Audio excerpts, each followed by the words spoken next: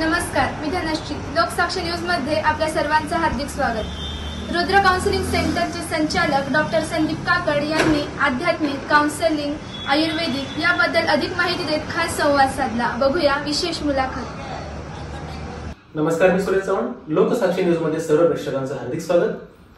आपण विविध क्षेत्रातील मान्यवरांच्या मुलाखती घेत असतो. वेगवेगळ्या सेक्टरमध्ये जे लोक काम करत असतात त्या व्यवसायामध्ये कशा पद्धतीने काम करतात, त्यांचं कसं नावलौकिक आहे, हे सगळा संघर्षमय प्रवास आपण त्यांच्याकडनं जाणून घेऊन आपल्यासमोर मांडत असतो. आज देखील आपल्यासोबत डॉक्टर संदीप काकड, की जे रुद्र काउन्सिलिंग सेंटरचे संचालक आहेत. नवे त्या व्यतिरिक्त देखील त्यांचं एका मेडिकल रिलेटेड क्षेत्रामध्ये काम देखील चालू आहे. या सगळ्या गोष्टींचा प्रवास आपण त्यांच्याकडे जाणून घेतोय. सर, सर्वात आधी या कार्यक्रमात आपलं स्वागत. धन्यवाद. प्रेक्षकांसाठी आपला परिचय.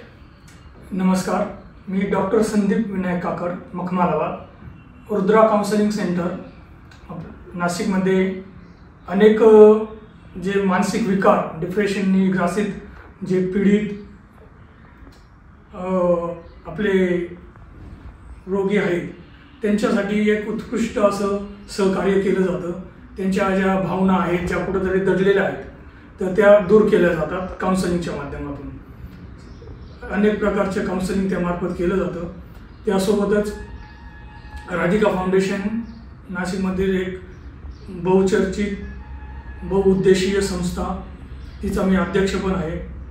आणि व्यसनमुक्ती भारत अभियान व मधुमेह मुक्ती भारत अभियान मध्ये मी संलग्न आहे.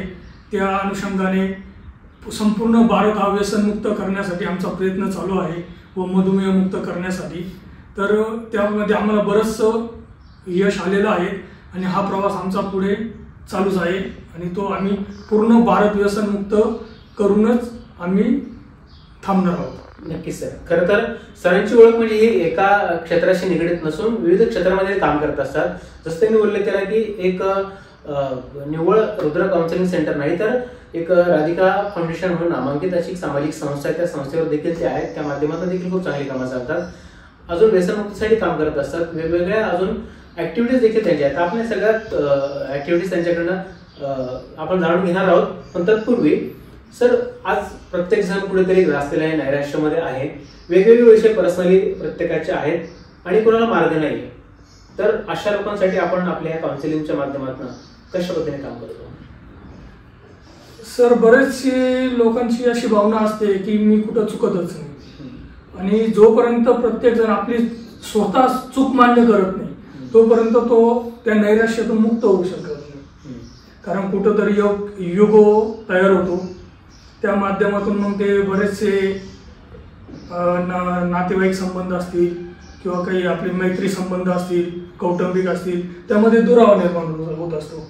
तर यासाठी एकच पर्याय असतो की कुठंतरी आपण आपली चूक पण मान्य करायला पाहिजे. जसं आपण दुसऱ्यांना सांगतो की तो चुकीचा आहे, जेव्हा आपण दुसऱ्याला चूक दाखवतो तेव्हा आपली पण कुठंतरी चूक झालेली असते.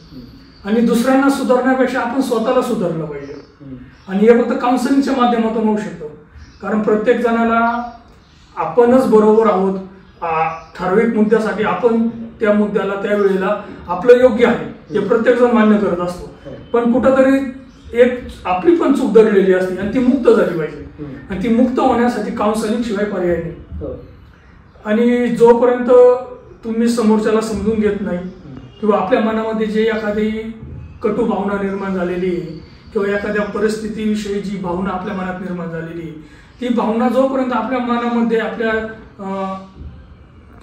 डोक्यामध्ये घर करून ठेवलेलं आहे त्या भावनेने, ती भावना कुठेतरी व्यक्त झाली पाहिजे. आणि ती भावना आपण स्वतः व्यक्त करू शकत नाही, कोणाजवळ व्यक्त करू शकत नाही. त्यासाठी फक्त काउन्सिलिंग हा एक पर्याय असतो. आणि ती सर्वांनी माझ्या मते प्रत्येकाला गरज आहे. प्रत्येकाने त्याचा उपयोग करून घेतला पाहिजे. आणि त्याचे फायदे पण आहेत. त्याचे फायदे हे आहेत की काउन्सिलिंगमुळे तुमचं समाजाशी कसं वागायचं हे आपल्याला समजतं. काउन्सिलिंगमुळे आपण मुक्त कसं व्हायचं, आपण व्यक्त कसं व्हायचं, या गोष्टी आपल्याला आत्मसात होत असतात.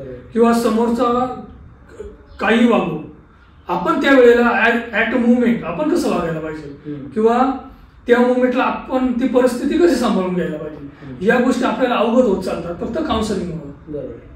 आणि या गोष्टी अवघड झाल्या तर तुम्ही जीवनामध्ये तुम्ही कोणत्याही ठिकाणी तुम्ही विजयीच व्हाल. पराजित होण्याची काही गरजच नाही. कारण जेव्हा तुम्ही स्वतःला समजून घ्या, स्वतःला समजून घ्यायला खूप महत्वाचं असतं. ज्यावेळेस तुम्ही स्वतःला समजून घ्या, तुम्हाला कोणीच पराजित करू शकत नाही. खरं तर जर आज त्याचे डिप्रेशनचे अनेक प्रकारे किंवा डिप्रेशनमध्ये असणारी कारणं अनेक आहेत, कारण त्याच्यावर आपण जास्त भाष्य करू शकत नाही. त्याचा सल्ला घेऊन तुम्हाला प्रॉपर त्याचं मार्गदर्शन घेऊन त्यावरती उपचार पद्धती केली जाऊ शकते. परंतु आज जर बघायला गेलं तर सोशल मीडिया आहे, सोशल मीडियाच्या माध्यमातून देखील सर्वच वयोगटातील लोक त्याचा वेगळ्या पद्धतीने वापर करत असल्यामुळे कुठेतरी डिप्रेशनमध्ये पहिला. दुसरं असं की पती पत्नीमधील वादविवाद ही इतके टोकापर्यंत गेलेत की त्याचे देखील कारणं अनेक असंख्य आहेत. तिसरं म्हणजे लहान मुलं. खरं तर त्यांच्यावर देखील एक कुठेतरी अभ्यासक्रम असेल किंवा शैक्षणिक असेल किंवा अजून बाकीच्या गोष्टी असतील, ह्या सर्वच वयोगटातील सर्वच स्तरातील लोकांना वेगवेगळ्या कारणांनी आज डिप्रेस केलेलं आहे. मानसिकता त्यांची खचलेली आहे. कारण असंख्य, ते जोपर्यंत तुमच्यापर्यंत येत नाही तोपर्यंत त्यांचं निरसन होत नाही, मार्गदर्शन घेत नाही तोपर्यंत निरसन होत नाही. परंतु मुख्यत्व करून आपण याचं प्रिकॉशन कसे घेऊ शकतो? सर, याच्यामध्ये असं असतं, हा जो डिप्रेशन ताणतणावामुळे वाढतो, आपण नको असलेल्या गोष्टींचा जास्त लोक विचार करतात. ज्या गोष्टी आपण बदलू शकत नाही किंवा त्याच्यामध्ये आपण काही हस्तक्षेप करू शकत नाही, अशा गोष्टींमध्ये लोक इन्व्हॉल्व जास्त होतात. उदाहरण द्यायचं झालं तर राजकारण. अमुक पक्षाच्या आता जस्ट निवडणुका झाल्या, निवडणुका होण्याआधीपासून चर्चा लोकांमध्ये चालू असते किंवा कोणी कुठं यांनी पक्ष बदलला, त्यांनी पक्ष बदलला, पेट्रोलचे भाव वाढले, अमुक गोष्टींचं हे झालं. या गोष्टींचा विनाकारण विचार किंवा शेजारी यांनी असं केलं, त्यांनी तसं केलं, या गोष्टी आपण बदलू शकत नाही. पण त्या गोष्टींवर चर्चा करून करून तो एक कुठेतरी आपल्या माइंडमध्ये ते विचार रुजले जातात आणि ते रुजल्यानंतर त्याचा जो साईड इफेक्ट असतो, जी निगेटिव्हिटी असते, ती आपल्यामध्ये आपण आत्मसात नकळत करत असतो आणि त्याच्यामुळे तो ताणतणाव वाढत असतो. तर ज्या गोष्टी आपण बदलू शकत नाही त्या गोष्टींचा तुम्ही विचार टाळावा. ज्या गोष्टी तुम्ही तुमच्या ज्या गोष्टींमध्ये काही बदल होऊ शकतो, तुम्ही नक्कीच तिथं विचार करा, हस्तक्षेप करा. पण समजा निवडणुका झाल्या, इलेक्शन झालं, पेट्रोलचे भाव वाढले किंवा अजून कुठेतरी गावात कोणीतरी काय केलं, शेजारी कोणीतरी काय केलं, आपण चर्चा करून तो बदलू शकत नाही. मग त्या गोष्टींचा विचार करण्यामध्ये आपण जो वेळ घालवतो, जी आपली बौद्धिक क्षमता घालवतो आणि जे त्याच्यामुळे जे आपली स्टोर होते मेमरीमध्ये, त्याच्यामुळे आपला ताणतणाव वाढत असतो. आणि म्हणजे प्रत्येक गोष्टीचा उपचार आपल्याकडे आहे, इलाज आपल्या जवळच आहे, पण तो माणूस त्या अनुषंगाने बघत नाही आणि त्यानुसार वागत नाही. त्याच्यामुळे हे सगळे प्रॉब्लेम क्रिएट होत असतात. दुसरा मुलांचा विषय झाला, साहजिकच आहे, लहान मुलांना जिथं प्रेम आपुलकी भेटेल ते तिकडे अट्रॅक्ट होतात. आणि आई वडील झाले, आपण घरातलं आलं थोडं, आपण मुलं चुकलं म्हणजे आपण बोलणार आहे, मुलांना या गोष्टी समजत नाही. समजत नसल्यामुळे त्यांना असं होतं, अरे आपल्या विरोधात बोलतात, आपल्या जे करतात, आणि जिकडे त्यांना सॉफ्ट कॉर्नर भेटतो मग त्यांना तिकडची ओढ जास्त वाटते आणि त्याच्यामुळे मग कुठेतरी त्यांना बाहेरची गोडी लागते आणि घरातल्यांचे दुरावा होतो. तर आपण त्या अनुषंगाने पण विचार केला पाहिजे की आपण आपल्या मुलांना कुठपर्यंत त्यांना बोललं पाहिजे, कुठपर्यंत त्यांना समजून घेतलं पाहिजे. तर आपण त्याचा एक रेशो तयार केला पाहिजे.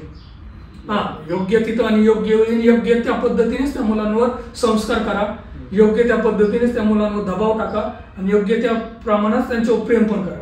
अति प्रेम पण नको, अति दबाव पण नको आणि अति त्यांच्यावर बोटरेशन किंवा लोड पण नको, या गोष्टी असतात. आणि पती पत्नींचा तर आज खूपच प्रॉब्लेम चालू आहे बाहेर.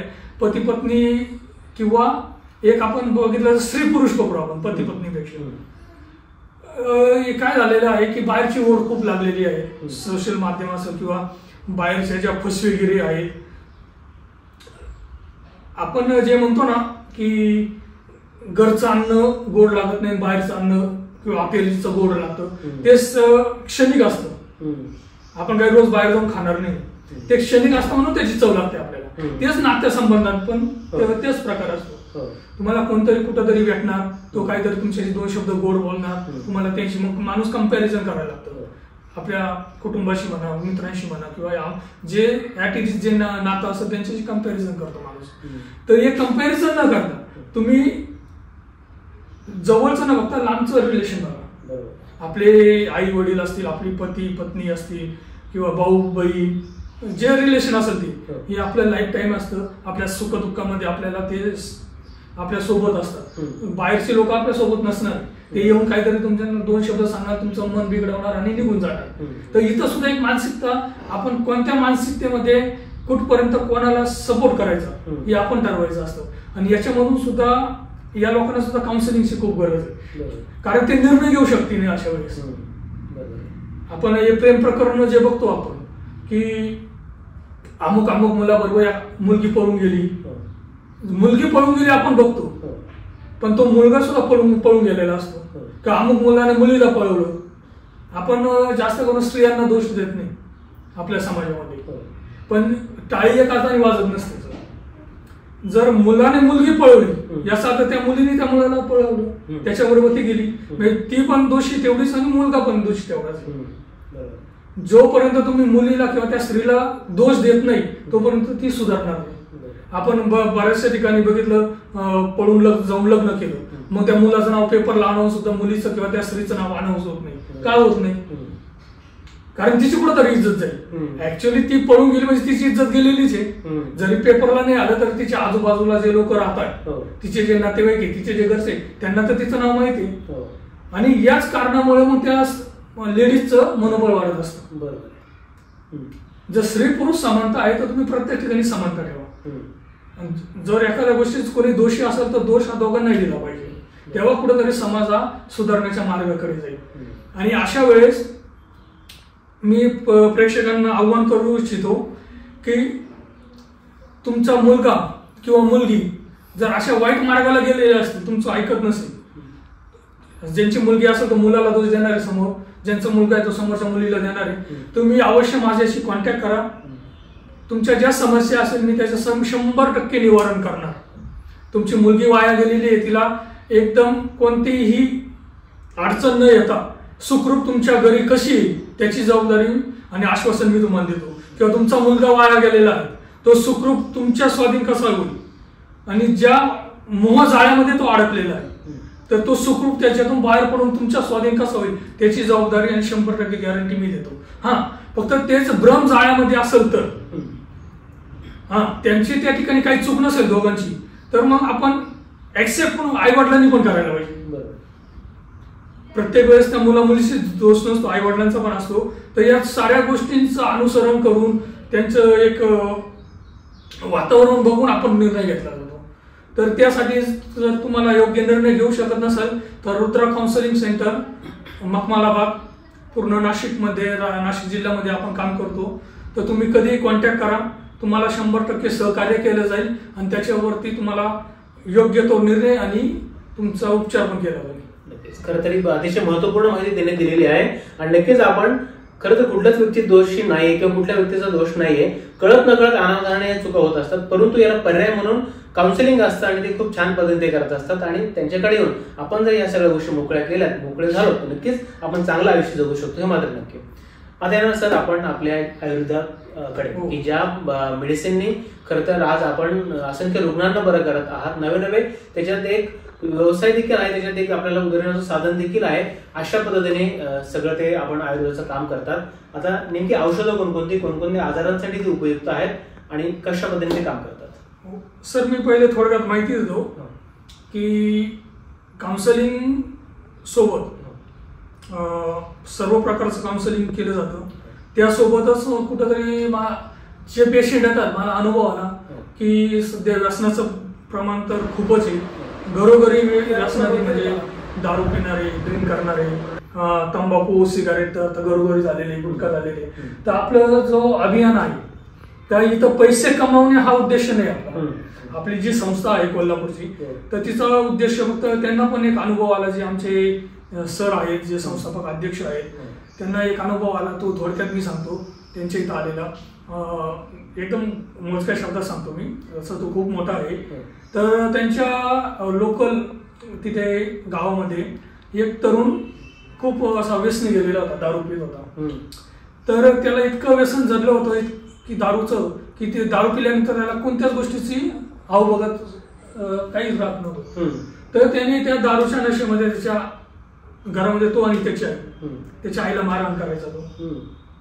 म्हणजे थोडक्यात दारू पिल्यानंतर माणूस माणसात राहत नाही, किंवा त्याची जी बौद्धिक क्षमता आहे त्याच्यावर त्याचा कंट्रोल नसतो, विचारशक्तीवर त्याचा कंट्रोल नसतो. मारझोड करायचा. त्याच्यानंतर त्याने दारूच्या नशेमध्ये तो एवढा मद्यधुंद झाला होता की त्याने त्याच्या आईचे तिथं खून केला. म्हणजे थोडक्यात मारझोड करून तिचे तुकडे करण्यात आले. थोडक्यात सांगतोय मी, खूप मोठी स्टोरी आहे ती. आणि त्याच्यानंतर त्याने इतक्यावरच तो थांबला नाही तर त्याच्या आईचं ते काळीज काढून त्याने ते फ्राय करून चकना म्हणून खाल्लं. इतकी मोठी दुर्दैवी घटना साधारण 10 ते 12 वर्षापूर्वी घडलेली कोल्हापूरमध्ये. आणि ती पूर्ण पेपर न्यूज, टीव्हीला न्यूज वगैरे सगळी होती. तर कुठेतरी ते आमचे जे संस्थापक अध्यक्ष त्यांनी तो विचार केला, रे जर इतक्या विकृतीला माणूस जाऊ शकतो मग आपल्याला काहीतरी करण्याची गरज आहे समाज सुधारण्यासाठी, किंवा इत्या लेवलला माणूस जातो. मग तिथून त्यांनी रिसर्च केले आणि त्यानुसार मग आमचे जे 5-6 प्रोडक्ट आहे सध्या, तर ते आमची स्वतःची लॅब आहे. स्वतः प्रोडक्ट आम्ही तयार करतो. स्वतः आम्हाला WHO मान्यता प्राप्त आहे. गव्हर्नमेंट, इंडियन गव्हर्नमेंट मान्यता प्राप्त आहे. सगळ्या प्रकारचे मान्यता प्राप्त प्रोडक्ट आहे आमचे आणि 100% रिझल्ट आहे.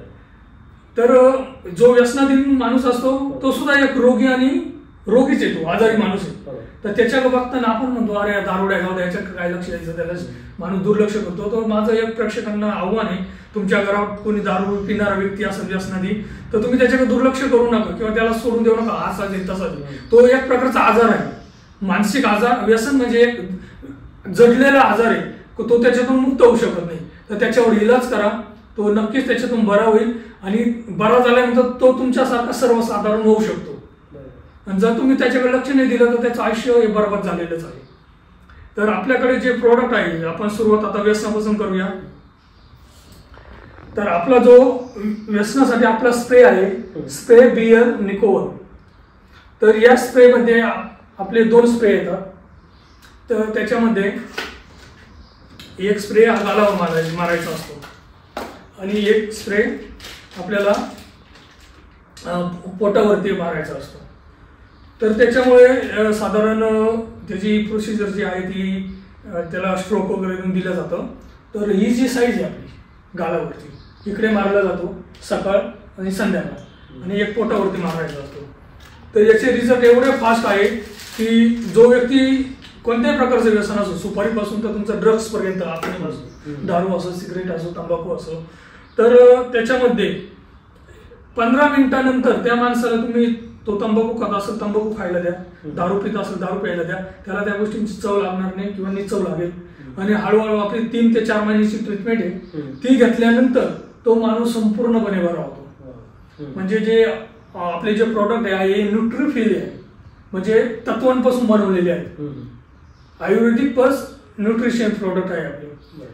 तर ते तत्वांमुळे काय होतं, तत्वांपासून बनवल्यामुळे ते लगेच फास्ट रिझल्ट आहे त्याचा. आणि जे पोटामध्ये जे निकोटिन्स वगैरेचा जो संच आहे तो पण निघून जातो. आणि जो आपल्याला जशी भूक लागते म्हणून आपल्याला कुठेतरी ऑर्डर येते मेंदूला की अरे चला भूक लागली आपण जेवण करायला पाहिजे, तसं त्या लोकांना व्यसन, अरे दारू प्यायची तलप येते, तंबाखूची तलप येते, ही तलप पूर्णपणे निघून जाते. त्यासोबत एंटॉक्स टी म्हणून आपलं एक प्रोडक्ट आहे. तर तो एक आयुर्वेदिक काढा चहा आहे. तर त्याच्यामध्ये आपण याच्यासोबत तो पण घ्यायचा असतो. या एंटॉक्स टी मध्ये 120 प्रकारचे जे आजार आहेत ते संपूर्ण बरे होतात आणि किंवा ते होण्याचे चान्सेस आहेत तर ते 100% ते दूर होऊन जातात. त्याच्यामध्ये तुम्हाला आता पाहायला मुंग्या येणं असो, तुमचं डोकेदुखी असो, पित्त, अजून आपले जे पुरळ वगैरे येतात, केस गळती आहे, असे अनेक प्रकारचे असे 120 प्रकारचे आजार तर ते त्याच्यापासून दूर होत असतात. तर या जो काढा आहे आपला, याच्यामध्ये तुम्हाला साखरचा वापर करायचा नाही, दुधाचा वापर करायचा नाही. फक्त आपली जी टी बॅग आहे त्या टी बॅग गरम पाण्यामध्ये टाकायची. एक टी बॅग मध्ये 5 कप चहा होत असतो आणि फक्त तोच प्यायचा. आपली साखर वाचते, दूध वाचतं. साखरेपासून मधुमेहाचा त्रास होतो, म्हणजे बरेचसे आजार होतात ते पण दूर होतात. दुधापासून पित्त वगैरेचा त्रास होतो, अनेक जण दुधाचा चहा पितील म्हणून कोरा पितात. तर आपले ते दोन्ही गोष्टींपासून आपलं संरक्षण होत असतं. आणि या नियमित पिल्याने आपला 120 प्रकारचे आजार आपले ऑलरेडी दूर होतात. म्हणजे किरकोळ आजारांना आपण मेडिकलमध्ये जाऊन गोळ्या औषध आणत असतो, तर ते तुमचे ऑलरेडी या चहा पिल्याने दूर होणार आहे. बरोबर. तर हे झालं आपलं व्यसन विषयी. तर आपलं जे दुसरं प्रोडक्ट आहे सर, तर ते आहे आपलं मधुमेह, डायबिटीस. सध्या जसं व्यसनाचे प्रमाण जास्त आहे तसं मधुमेहाचं खूपच प्रमाण आहे. बरोबर. तर आपलं त्याच्यामुळे आपले हे 2 अभियान आम्ही जास्त याच्यावर ठेवलेले आहे हिट लिस्टवर, मधुमेह मुक्ती आणि व्यसन मुक्ती. बरं. तर याच्यामध्ये एकदा मधुमेह झाला म्हणजे इन्शुलिन चालू होतं, गोळ्या औषध चालू होतात. तुम्ही बंद केलं की त्याचे आता ऍक्च्युली ज्यांना मधुमेह आहे त्यांना ते याच्याविषयी जास्त सांगू शकतील की ते कोणत्या पिढ्यामधून जात आहे. त्यांना जो रोजचा त्रास, खाणं पिण्याचे वर बंदी, त्यांना जे पथ्य पाळणं आहे, इन्शुलिन घेणं आहे. तर या जो सगळा याच्यावरती आपलं एकदम रामबाण असं औषध आहे एंटॉक्स डी लिक्विड म्हणून. तर हे सुद्धा आपलं न्यूट्रिफिल प्रॉडक्ट आहे, तत्वांपासून बनवलेले सर्व प्रॉडक्ट आहे. WHO ची मान्यता आहे, त्याला असं सर्टिफिकेशन दिलेलं आहे, प्रयोगशाळेमध्ये त्याचं परीक्षण वगैरे झालेलं आहे. तर याचं प्रमाण पण सकाळ संध्याकाळ आपण घेतलं साधारण 3 ते 4 महिन्यापर्यंत याचा कोर्स असतो. 1 महिन्यासाठी 1 बॉटल असते. तर याच्यामध्ये आपल्याला याचा रिझल्ट असा आहे की जी आपली साखर असते ती जी आपलं जे पॅनक्रिया आहे, स्वादुपिंड, तिथून आपलं जे उत्पत्ती बंद होते म्हणून आपल्याला हे डायबिटीसचा प्रॉब्लेम सुरू होतो. आणि ती मेंटेन ठेवण्यासाठी आपण औषधं किंवा इन्शुलिन घेत असतो, कारण ती मेंटेन राहतो. खाण्यापिण्यात वाढली तर पुन्हा गोळ्या औषधं वाढवतात, इन्शुलिन वगैरे. तर जी प्रक्रिया थांबलेली आहे स्वादुपिंडातील साखर तयार करण्याची, तर आपलं औषध ती प्रक्रिया चालू करतो. म्हणजे आपण हे म्हणत नाही की आपण तुम्ही गोळ्या औषधं बंद करा, नाही, तुम्ही गोळ्या औषधं चालू ठेवा. जोपर्यंत आपली ट्रीटमेंट पण चालू ठेवा, तुमचं बाहेरची ट्रीटमेंट पण चालू ठेवा, कारण ती तुमची मेंटेन ठेवणार आहे. साखर, शुगर मेंटेन ठेवणार आहे. आणि आपलं जे प्रॉडक्ट हे शुगर उत्पत्ती करणार आहे. आणि ज्यावेळेस आपलं शुगर उत्पत्ती झाली आणि व्यवस्थित काम करायला लागलं, त्यानंतर HbA1cचा रिपोर्ट काढायचा. त्याच्यामध्ये रिपोर्ट नॉर्मल आला, तुम्ही आपलं औषध कंटिन्यू करू शकता, त्याचं काही कोणत्याही प्रकारचे साईड इफेक्ट नाही. 100% आपले औषधांचे साईड इफेक्ट कुठेही नाही. तुम्ही प्रमाण कमी झालं, जास्त झालं तरी, आयुष्यभर घेतलं तरी काही तुम्हाला प्रॉब्लेम नाही, तर त्याचा फायदाच होणार आहे. तर जेव्हा आपली साखर पूर्ववत चालू होऊन जाते, तुमचे बाहेरचे औषधं, गोळ्या आणि इन्शुलिन बंद करायला जाता तुम्ही कायमस्वरूपी. तुम्ही एकदम फिट, तुम्हाला नंतर पथ्य वगैरे पाळण्याची गरज नाही, काही नाही, सगळं व्यवस्थित होऊन जाईल. आता हे आपलं जे एंटॉक्स डी म्हणून आहे त्याच्यामध्ये जे कारलं, जामून, परत मेथी, निंबाराचा पाला आणि अजून बऱ्याच प्रकारचे त्याच्यामध्ये आपण घटक घेतलेले जे डायबिटीससाठी उपयुक्त आहे. जे बरेच जण काढा करून पित असतात, तर त्यांच्या तत्वांपासून हे बनवलेलं आहे. तर 100% याचा रिझल्ट आहे.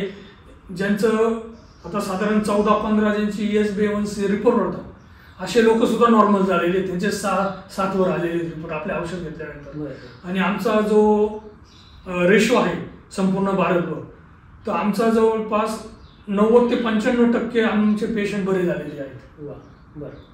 ज्यातले काही % आहे तर कदाचित जे आम्ही सांगतो त्याप्रमाणे पथ्य पाळलं, त्याप्रमाणे व्यायाम केला तर तुम्हाला 100% रिझल्ट येणारच येणार, याची मी गॅरंटी देतो.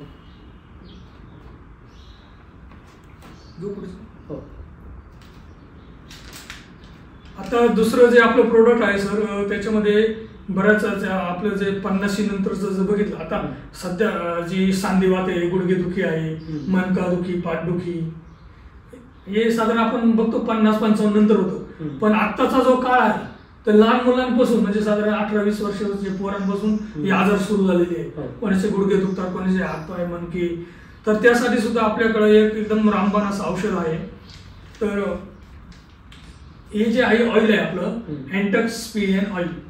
तर या जिथं तुमचे जॉईंट पेन आहे, सांधीवात, आमवात, म्हणजे कोणत्याही प्रकारचा वात तुमचा, त्या सगळ्या वातांवरती रामबाण आपलं औषध आहे. ते तुम्ही ऑइल, ते जिथं तुम्हाला सूज आलेली किंवा जिथं तुमचं दुखतंय तिथं तुम्ही ते ऑइल सकाळ संध्याकाळ लावू शकता. आणि त्याच्यानंतर गरम पाण्याच्या वरच्यावर शेकवायचं. साधारण 2-2.5 ते 3 महिन्याचा कोर्स आहे तो. तर तो तुम्ही घ्या, तुमचे सगळे जे जॉईंट पेन आहे ते सर्व त्याच्यापासून दूर होतील.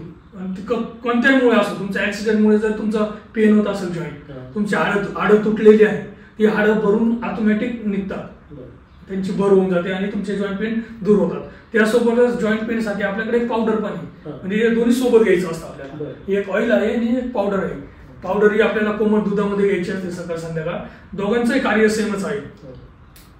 तर जे काही आपले वात असतील, सांधेवात असेल, मणक्यांचे आजार असतील, तुमचे ऍक्सिडेंटमुळे तुमचं हाड दुखत असतील किंवा तुमचा जॉईंट तुटलेला असेल, आपल्या औषधामुळे ते नक्कीच तुम्हाला बरं होण्यासाठी ते मदत करतील, हेल्प करतील.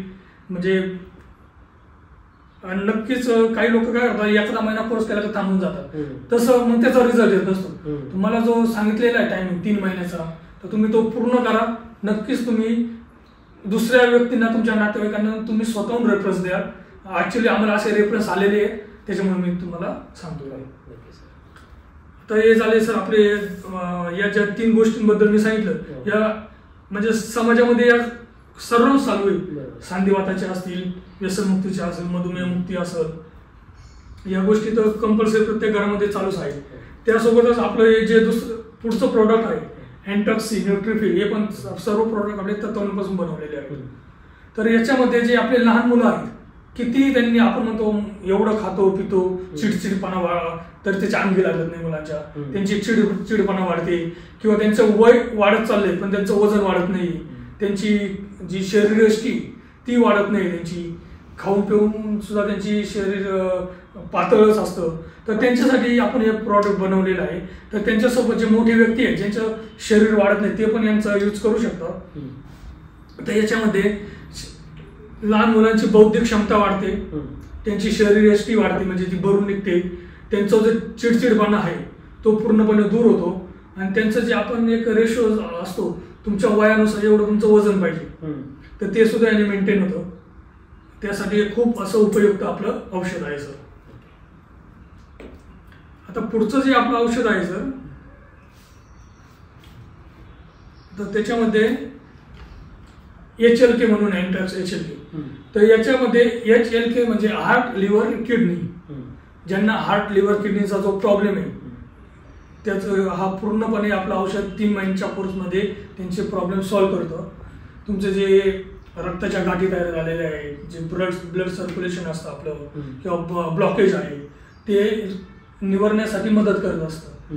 म्हणजे तुम्हाला भविष्यामध्ये जे काही प्रॉब्लेम आपण म्हणतो अरे याला ब्लॉकेज झालं, मग त्यानंतर तुम्ही इलाज करण्यापेक्षा तुम्ही जर आताच सुरुवात केली, तुमचं हार्ट, लिव्हर आणि किडनी स्टोन असेल किंवा किडनीचे वेगवेगळे आजार असतील, म्हणजे शुद्ध करत चालतं आपलं औषध. रक्त शुद्ध करणं, तुमच्या शरीरातील ज्या गाठी असतील, जे ब्लॉकेज असतील ते दूर करणं. पुन्हा त्याच्यामुळे तुमचा जो सेक्स प्रॉब्लेम मध्ये पण येतो लोकांना, कारण रक्त हे झालं म्हणजे आपल्याला अनेक व्याधी सुरू होतात, तर त्या पण दूर केल्या जातात. हे पण एक मस्त असं हेल्थ प्रोडक्ट आहे, ते पण तुम्ही उपयोग करून घेऊ शकता त्याचा. आता आपलं एक जे शेवटचं प्रोडक्ट राहिलेलं आहे त्याच्याविषयी बऱ्याच ठिकाणी बोललं जात नाही किंवा असं म्हणजे ओपनली बोललं जात नाही. तर ते जे प्रॉडक्ट आपल्या पुरुषांसाठी आहे, तर ते सेक्स रिलेशन बद्दल आहे. आपलं जी शारीरिक कमतरता आहे पुरुषांची, जी सेक्स रिलेशन मध्ये त्यांना येत असते, तर त्याच्यामुळे पण बऱ्याच प्रकारची चिडचिड निर्माण होते किंवा अनेक प्रकारचे त्यांची मानसिक आजार तयार होतात. तर ते जे आहे आपलं अँटॉक्स X म्हणून जे प्रॉडक्ट आहे, तर त्यामध्ये तुमचं 3 ते 4 महिन्यामध्ये जी काही तुमची शारीरिक कमजोरी असेल ती संपूर्णपणे दूर होत असते आणि तुम्ही एक आनंदमय जीवन जगू शकता. तर आता हे जे मी जेवढं प्रोडक्ट सांगितलेलं आहे त्या प्रत्येक प्रोडक्टमध्ये किंवा कोणत्याही आजारांमध्ये आपले आता हेच आजार झाले, बाहेरचे जरी आजार असतील, या सगळ्या आजारांची 2-3 घटना निगडीत आहेत. आणि त्या सगळ्या घटना निगडीत आहेत त्या आपल्या काउन्सिलिंग विषयी. कारण या सगळ्या व्याधी तुम्हाला झाल्या तर घरामधल्या पैशांचा दुरुपयोग होतो, अपव्यय होतो, तुमची मानसिकता बिघडते, घरातलं वातावरण बिघडतं, कौटुंबिक शांतता बिघडते आणि कुठेतरी माणूस मानसिक व्याधींना बळी पडत असतो. तर मग त्याच्या अनुषंगाने तुम्हाला काउन्सिलिंग करणं काउन्सिलिंग यासाठीच करायचं असतं की नेमकं तुमचा प्रॉब्लेम काय हा समजून घेतला जातो. तुमचा जो मानसिक विकार आहे, कधी कधी आपल्याला समजत नाही का आपण दिवसभरामध्ये अनेक प्रकारचे विचार, अनेक प्रकारचे आपले काही लोकांशी संबंध येतात, अनेक प्रकारे आपण काही न्यूज बघत असतो, म्हणजे बऱ्याच गोष्टी स्टोअर होत असतात आपल्या माइंडमध्ये, ते आपल्याला समजत नसतात.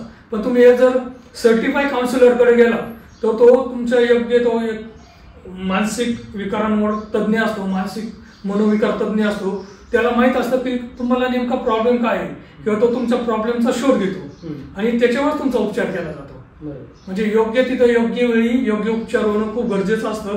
त्यासाठी तुम्ही माझ्याशी कॉन्टॅक्ट करू शकतातच, पण मी तुम्हाला हे पण सांगेल जरी माझ्याशी नाही कॉन्टॅक्ट करता आला तरी नक्कीच तुम्ही तुमच्या एरियामध्ये किंवा तुमच्या माहितीतल्या मनोविकार तज्ज्ञांशी भेटा.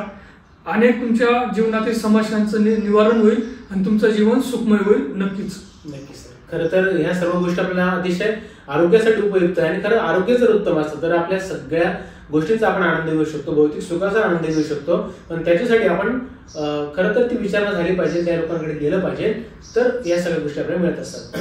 खरं तर आपण शेवटाकडे आलो आहेत. आता एक छोटासा एक मुद्दा त्याच्यामध्ये आपण राधिका फाउंडेशनचा मगाशी उल्लेख केलेला आहे. थोडक्यात आम्हाला ऐकायला आवडेल की आपण कशा पद्धतीने त्या ठिकाणी काम करतो आणि संस्था कशी काम करते. आपली जी राधिका फाउंडेशन आहे, राधिका फाउंडेशन बहुउद्देशीय संस्था आहे आपली, ती संपूर्ण नाशिक जिल्ह्याभर काम करते आणि नाशिक जिल्ह्याच्या बाहेर पण काम करत असतो आम्ही. पण आपलं जे मातृभूमी आहे नाशिक जिल्हा, याच्यामध्ये जास्त प्रमाणे आम्ही सक्रिय आहोत. आपली नाशिक जिल्ह्यामध्ये 2 नंबरची संस्था आहे नावाजलेली, त्याच्या ज्या संस्थापिका अध्यक्ष आहे डॉक्टर चेतनाताई सेवक आणि मी अध्यक्ष आहे. तर जे गोरगरीब असतील, ज्यांना त्यांच्या मुलांचं शिक्षण, कुटुंब सांभाळून शिक्षण त्यांना परवडत नाही, अशा लोकांची आपण मुली दत्तक घेत असतो संस्थेतर्फे. म्हणजे शैक्षणिक दृष्ट्या दत्तक घेतो आपण. तर त्यांचा जो शैक्षणिक वर्षाचा जो खर्च आहे तो आपण त्यांना पुरवला जातो.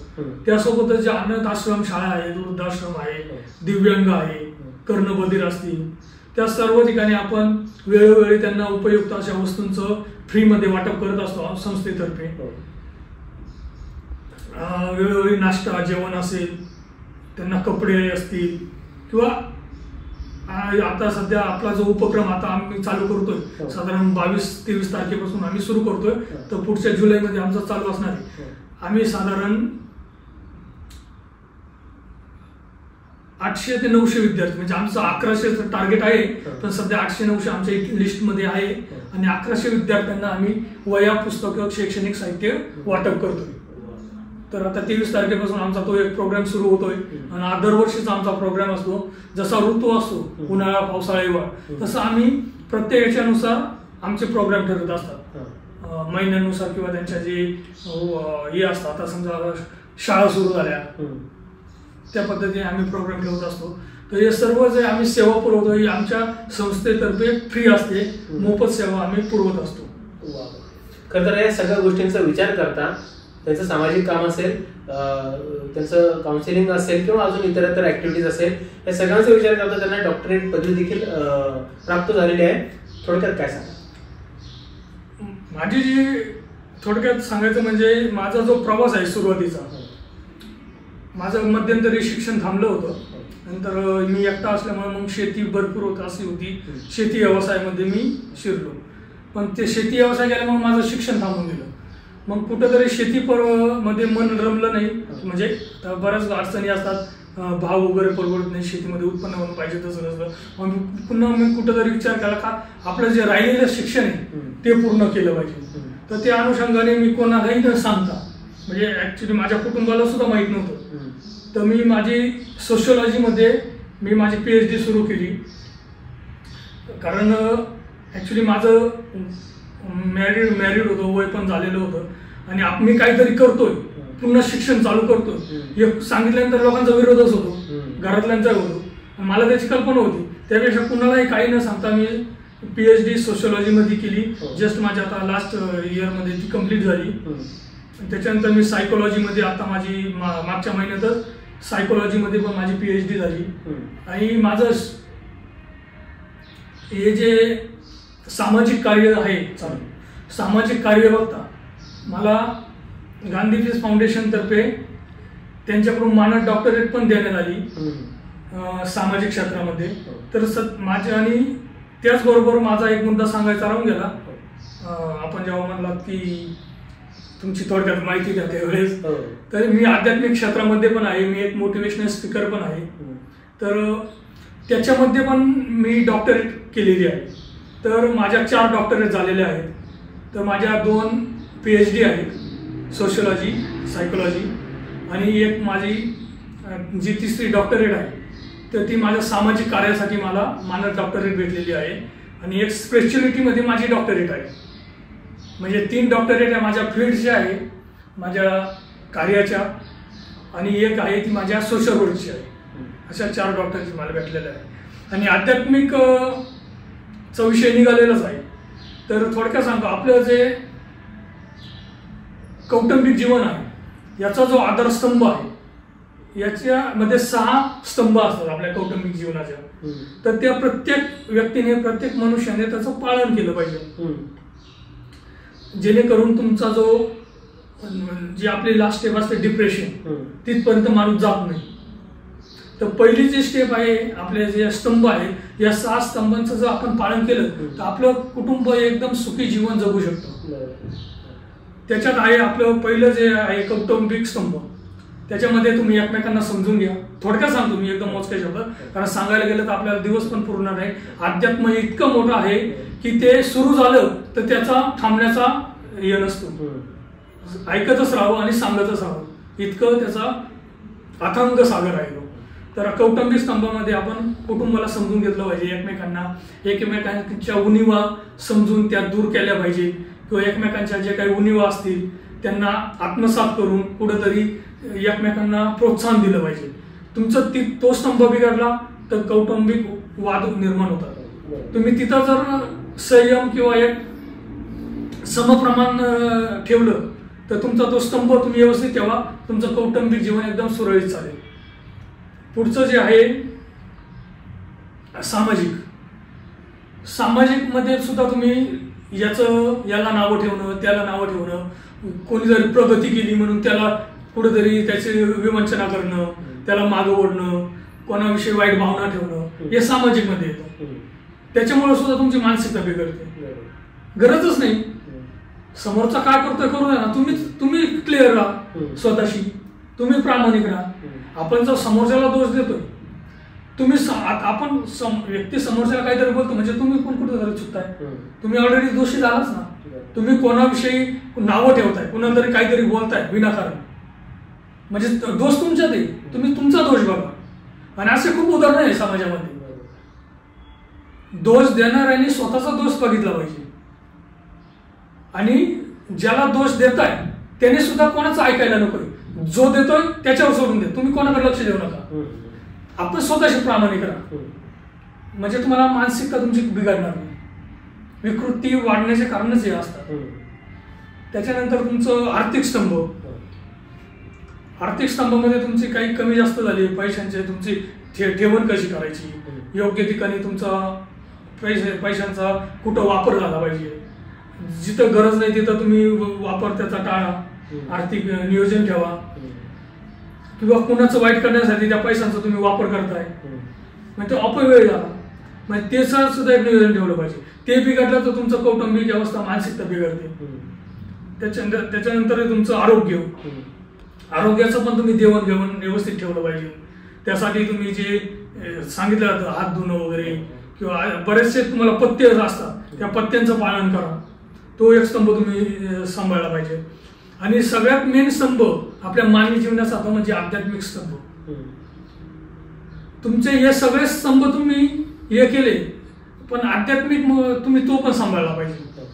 नाही तर तुम्ही तिकडं कोणाचं तरी काही करताय, वाद घालताय, कोणाला नावं ठेवताय, कोणाच्या विषयी काही, म्हणजे बऱ्याच गोष्टी आहेत. आणि असे विकृत समाजामध्ये ना 10 लोकांमध्ये 8 ते 9 विकृत लोक सापडतील तुम्हाला.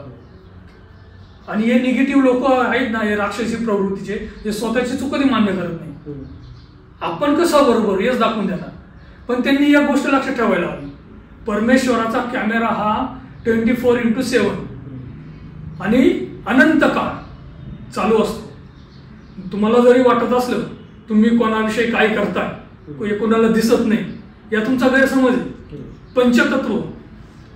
पंचतत्व सर्व बघत असतं. हवा, पाणी, जल, थल सर्व बघत असतं. तुम्ही कोणाविषयी काय करताय, काय केलेलं आहे, सर्व रेकॉर्ड असतं. आणि त्याचेच कर्माचे भोग म्हणून तुम्हाला आयुष्यामध्ये दुःख येतात. तुम्ही याचं सुद्धा नियोजन ठेवलं पाहिजे. आपल्याला जे मानवी जीवन भेटलेलं आहे तर त्याचं एक तुम्ही फक्त देवापुढे दिवा लावला, देवाला देवदेव केलं, नारळ फोडलं, बाहेर येऊन कोणाचं तरी कुचकुच केलं, काय उपयोग नाही ते नारळ फोडण्याची. तुम्ही नारळ फोडू नका देवाला एक वेळेस, पण मनामध्ये चांगली भावना ठेवा, लोकांविषयी चांगले विचार ठेवा, गोरगरिबांची सेवा करा, मुक्या प्राण्यांची सेवा करा, निसर्गाची सेवा करा, झाडं लावा, झाडांना पाणी द्या, सर्व प्रकारची सेवा करा. ही निसर्ग म्हणजेच परमेश्वर आहे, प्रकृती आहे. प्राणी म्हणजेच परमेश्वर आहे. आपला जो आत्मा आहे आणि प्राण्याचा जो आत्मा आहे, झाडांचा जो आत्मा आहे, सर्व आत्मा एकच आहे. फक्त फरक एवढाच आहे की आपण मानव जन्मात आहोत, ते प्राणी जन्मात आहे, आणि झाडं हे निसर्गाच्या जन्मात आहे. कधीतरी ते पण मानव जन्मात येणार आहे. आपण आज मानव जन्मात आहे, आपण कधीतरी प्राणी जन्मात जाणार आहे. फरक काहीच नाही. तेव्हा तुम्ही प्रत्येक आत्म्याशी, प्रत्येक निसर्गाशी, प्रत्येक मुंगीपासून तर मोठ्या प्राणी असो, कोणी असो, प्रत्येकाचा आदर ठेवा, सन्मान ठेवा, सत्कार ठेवा. आणि आपल्या दारामध्ये जो व्यक्ती गोरगरीब येऊ, कोणी येऊ, त्याचं तुम्ही कमीत कमी त्याला पाणी, जेवण विचारा. देवाने त्याला आपल्या दारामध्ये पाठवलंय परमेश्वराने. का पाठवलंय? कारण आपण देऊ शकतो. आपल्या देण्यासाठी ते पोहोचवलं पण पाहिजे लोकांपर्यंत. तर अशा हा जो आध्यात्मिक स्तंभ आहे हा सुद्धा खूप गरजेचा असतो. आणि प्रत्येकाने याचं नियमांचं पालन करा, सर्वांनी सुखी राहा, हे सर्वांना मी आव्हान करू इच्छितो. नक्कीच सर. खरं तर आपल्याला ही मुलाखत बघितल्यानंतर नक्कीच काउन्सिलिंगसाठी आणि जे काही औषधांची माहिती आपण दिली त्यासाठी आपल्याला संपर्क करतील लोक. तर जाता जाता प्रेक्षकांसाठी आपला संपर्क क्रमांक आणि सर्वात महत्त्वाचं म्हणजे आपलं पत्ता, की जेणेकरून ते आपल्याला मार्गदर्शन घेतील आणि नक्कीच या वस्तू घेऊ शकतील. डॉक्टर संदीप विनायक काकड, मखमालाबाद, पंचवटी, नाशिक. 94 211 033 68 व्हॉट्सअपचा नंबर आहे. आणि कॉलिंगचा 99 21 39 00 38. कुणाला काही अडचण असली व्हॉट्सअप करा, कॉल करा. नक्कीच तुम्हाला योग्य ते मार्गदर्शन आणि औषधोपचार केला जाईल. नक्कीच सर. धन्यवाद सर. खरं तर त्याच्या क्षेत्रात काम करतात ते अतिशय नावलौकिक असं काम आहे. नवे प्रत्येकाला उत्तम आरोग्य देणार, उत्तम मानसिकता देणार अशा पद्धतीचं काम आहे. आणि एकाच मुलाखतीमध्ये जर बघायला गेलं तर हे न संपणार आहे. पुढच्या मुलाखतीत जर बघायला गेलं तर आपण एखादा सेपरेटली विषय त्यांच्याकडचा जो आहे तो घेऊन आपल्यासमोर मांडणार आहोत. तोपर्यंत आपण नक्कीच जर आपल्याला वाटलं त्यांचा जो काही संपर्क क्रमांक पत्ता आहे आपण डिस्प्लेला दाखवणारच आहोत. खाली नंबर देखील असेल, आपण कॉन्टॅक्ट करा, मार्गदर्शन घ्या आणि उत्तम आरोग्य आणि उत्तम विचार, मानसिकता प्राप्त करून घ्या. Thank you so much sir. आपण वेळ दिला आणि माहिती सगळी प्रेक्षकांसमोर आपण पोहोचवली. धन्यवाद. धन्यवाद सर. धन्यवाद.